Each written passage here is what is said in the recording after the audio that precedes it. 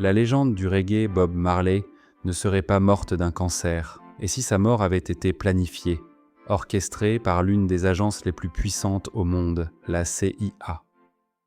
C'est ce qu'aurait affirmé un ancien agent américain sur son lit de mort. Il s'appellerait Bill Oxley, et il aurait dit « J'ai tué Bob Marley ». Mais que vaut réellement cette confession? Est-ce un aveu bouleversant ou une gigantesque manipulation? Aujourd'hui, on va explorer une histoire qui mêle musique, politique, espionnage et désinformation. La prétendue confession d'un agent de la CIA qui aurait avoué avoir assassiné Bob Marley. Pour comprendre cette rumeur, il faut d'abord se replacer dans le contexte de l'époque. Nous sommes dans les années 70. La Jamaïque traverse une période de tension extrême. Deux partis politiques s'affrontent violemment, le JLP, Parti travailliste, et le PNP, Parti national du peuple.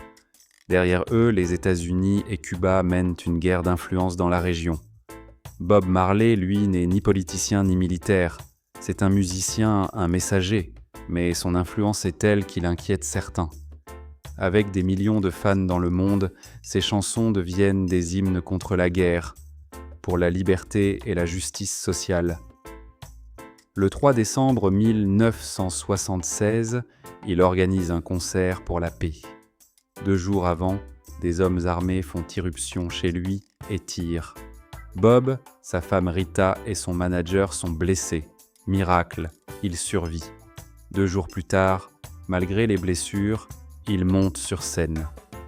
Pour beaucoup, cet attentat n'était pas une simple attaque politique. Certains y ont vu la main d'agents étrangers. La CIA est alors accusée, sans preuve, d'avoir voulu éliminer un artiste trop influent, et c'est là que naissent les premières théories du complot. En 1977, Marley découvre qu'il a une tache noire sous l'ongle du pied droit. Les médecins diagnostiquent un mélanome, soit un cancer de la peau. On lui propose une amputation partielle, mais fidèle à sa foi Rastafari, il refuse de se faire mutiler. Le cancer se propage lentement. En 1980, il s'effondre pendant une tournée. Quelques mois plus tard, le 11 mai 1981, Bob Marley meurt à l'âge de 36 ans. Officiellement, la cause du décès est un cancer généralisé, mais dans l'esprit de certains, l'ombre de la CIA plane toujours.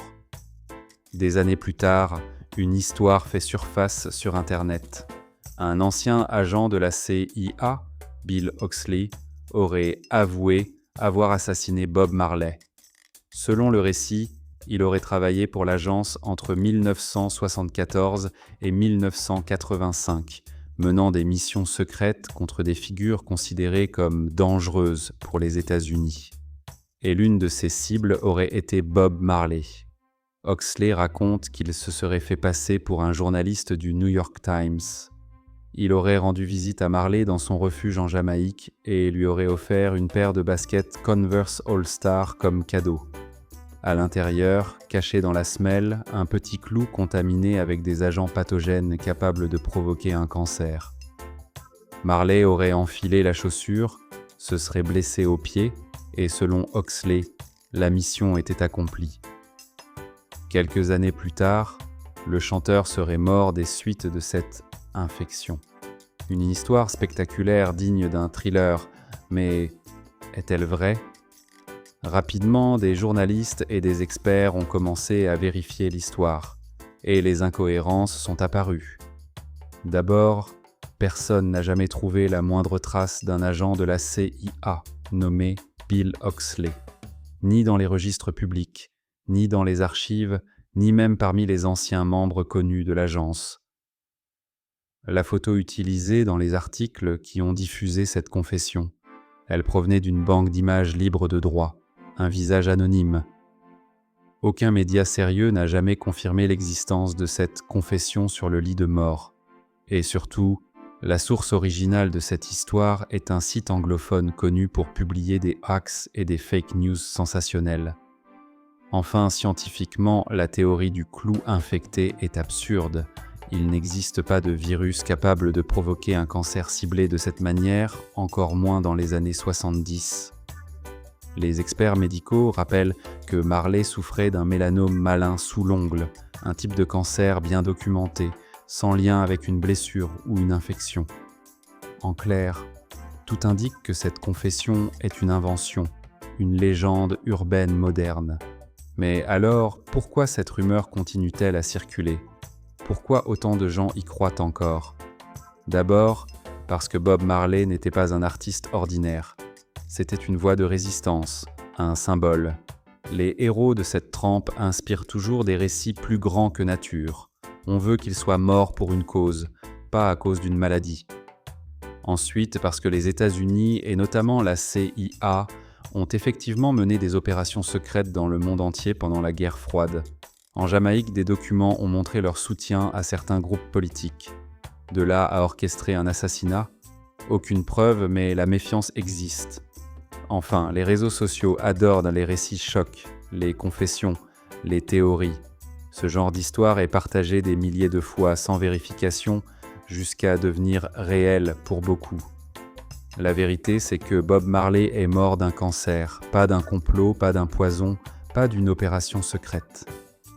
Mais la force de son message, elle, n'est jamais morte. Plus de 40 ans après sa disparition, il continue d'unir des générations entières à travers sa musique et ses paroles. One Love, Redemption Song, Get Up, Stand Up. Ces chansons résonnent encore comme un appel à la paix et à la conscience.